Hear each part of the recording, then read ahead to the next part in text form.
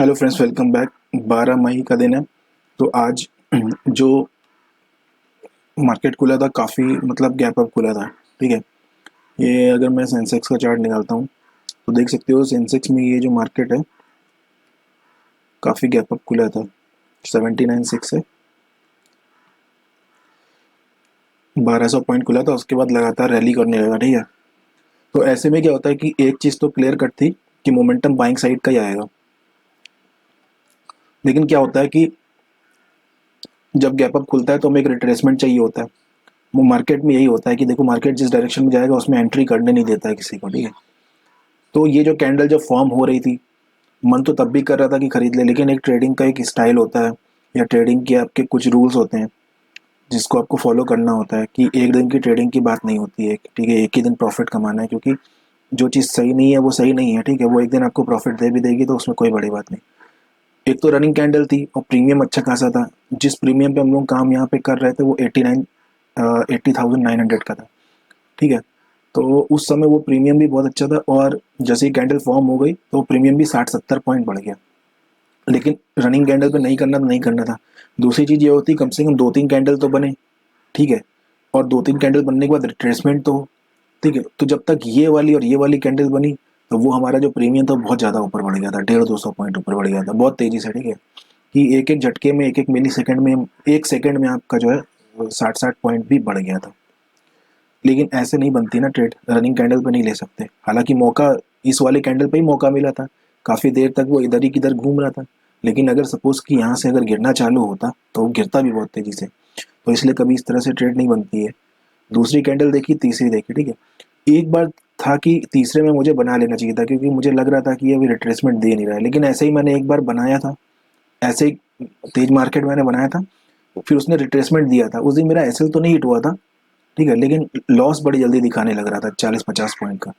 तो कुछ भी कहो, मतलब एक बिना रिट्रेसमेंट के आपको एंटर करना ही नहीं चाहिए। रिट्रेसमेंट आया नहीं और इसने हमें एंट्री दी नहीं। देख रहे हो, सेंसेक्स में हम लोग काम कर रहे थे, रिट्रेसमेंट आया ही नहीं। ना कहीं इस वाली कैंडल पे बनाने की सोच रहे थे, फिर रिट्रेसमेंट ही नहीं आया। अब जो रूल है तो रूल है। ठीक है। बिना रिट्रेसमेंट के कभी एंट्री मत करना। और जब यहाँ पे रिट्रेसमेंट आया तो मार्केट में प्रेशर आने लगा। तो कुल मिला के हमने जो है 20 क्वांटिटी, यानी कि एक लॉट में हम लोग काम करते हैं। ठीक है। तो हम लोग को ये 20-20 पॉइंट के आसपास पॉइंट मिले और निकलना पड़ा। ठीक है। हमारी एंट्री कहीं ना कहीं यहाँ पे हुई थी, इस वाली कैंडल पे 9:22 पे। ठीक है। और इधर ही हमने जो है ये वाले पे निकाल दिया था। जैसे ही निकाला फिर उसके बाद धीरे धीरे कुछ समय बाद ऊपर जाने लगा। ठीक है। तो आज हमारा जो है टोटल जो प्रॉफिट है वो 400 रुपये का है। उसमें जो है 450 का है लगभग लगभग। उसमें आप जो इस वो निकाल लेना, क्या बोलते हैं, ब्रोकरेज। तो 400 का बनेगा। तो कुछ खास नहीं बना, बाद में मार्केट ने किया। तो देखो यही नहीं होता है कि मार्केट जो है, कोई ज़रूरी नहीं है कि मार्केट आपको हर बार मौका दे। ठीक है। और जो चीज़ है, जो नियम है तो है, वो आपको फॉलो करना पड़ेगा।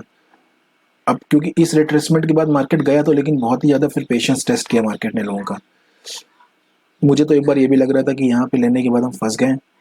थोड़ा सा लॉस भी दिखाने लगा था, लेकिन ऐसा कुछ हुआ नहीं। क्योंकि अगर इतना ज़बरदस्त मार्केट ने मोमेंटम दिया है तो एक रिट्रेसमेंट के बाद एक बार तो ब्रेकआउट करेगा। फिर यहाँ पे एक बार क्या, इसने फिर दूसरी बार भी बड़ा खतरनाक किया। ठीक है। वीडियो देर से बना रहा हूँ, तीसरा बार देख सकते हो, तीसरी बार भी बड़ा ज़बरदस्त बना। ओवरऑल मार्केट ने बहुत अच्छी रिकवरी कर ली है। ठीक है। 3-3% मार्केट ऊपर है, ये तो बहुत अच्छी बात है। और जो इंडिया पाकिस्तान का जो डिस्प्यूट अभी बीच में ख़त्म हुआ है, उसका रिस्पॉन्स दिया मार्केट ने, अच्छी बात है। और कल है एक्सपायरी। ठीक है। कल के लिए कोई प्लान नहीं, कल का ट्रेड करने का ही प्लान नहीं बना रहा हूँ मैं, क्योंकि बहुत दिनों से एक्सपायरी में देख रहा हूँ कि जो मोमेंटम होता है, जो जिस तरह से मार्केट जाता है नॉर्मल डे में, वैसे करता नहीं है। ठीक है।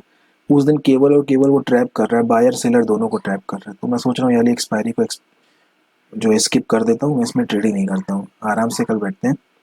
क्योंकि यार बहुत पिछले कई एक्सपायरी से मैं चीज़ देख रहा हूँ, खाली ट्रैपिंग हो रही है और कुछ नहीं, कोई मोमेंटम ढंग का हो ही नहीं रहा है। और सेंसेक्स में जहाँ तक बात है, सेंसेक्स अगर ट्रैपिंग की सेंसेक्स में बात करोगे ना, तो सेंसेक्स की ट्रैपिंग से तो कभी बच ही नहीं पाओगे। एक बार बैंक निफ्टी से बच सकता है कोई, लेकिन सेंसेक्स से बिल्कुल भी नहीं बच सकता, क्योंकि इसके प्रीमियम जो है ऐसे गिरते हैं कि कुछ कहने को नहीं। ठीक है। तो ये शेयर करना था आपको, मैंने शेयर कर दिया। देर से बनाया क्योंकि ये इलेक्ट्रिसिटी का इशू था। इलेक्ट्रिसिटी जैसे आई वैसे मैंने ट्रेड बना ली। ठीक। मैं आपसे मिलता हूँ, अगर कल कोई ढंग का मोमेंटम होता तो कल मिलता हूँ, नहीं तो फिर परसों देखा जाएगा, सीधे वेडनेसडे के। सेशन में। ठीक है, तब तक के लिए अपना ध्यान रखिए। जय हिंद, जय भारत।